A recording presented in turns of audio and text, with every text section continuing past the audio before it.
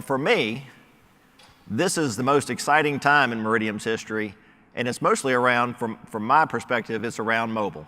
Now, for us, we got started in mobile back in 2009. We implemented Meridium back in late 2009, early 2010, and our big focus in that implementation was what we called ECCM. It's equipment, condition monitoring, kind of getting people out there in the field, looking at equipment, taking readings on a handheld device, getting that data to our core teams, our maintenance core teams, so that they could analyze that data, make better decisions, plan, schedule the work in a timely manner. So we said to ourselves, once we got implemented, we need to find a pilot area. So we went to our power department and we said, we'd like to start with you guys.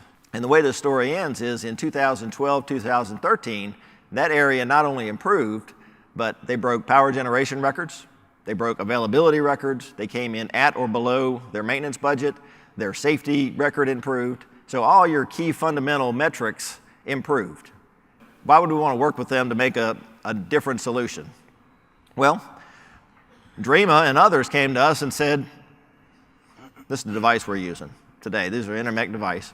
Nothing wrong with it. It's just, I kind of look at it like those old Starsky and Hutch phones they used to have back in the 70s. But they had it and they said to themselves, they're having trouble seeing it. It's hard to see, and these little keyboard.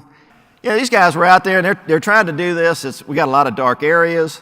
You can see, well, you probably can't see, but there's little numbers on here in the dark, they couldn't see them.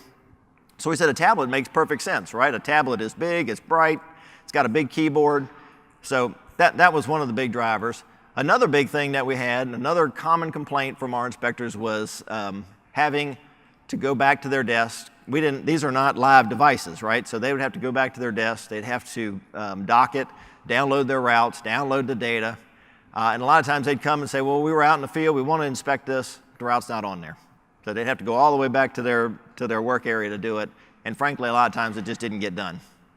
So now with the subscription process, they subscribe to the routes and that's it. It's automatically, the routes show up on the device and everything they need is there. And they said it sure would be nice if these guys could take pictures and associate it with their findings, because a lot of times we've got to go out and look at the equipment again because it's kind of vague, or whatever they wrote was vague. So now we can take pictures, associate it with the recommendations,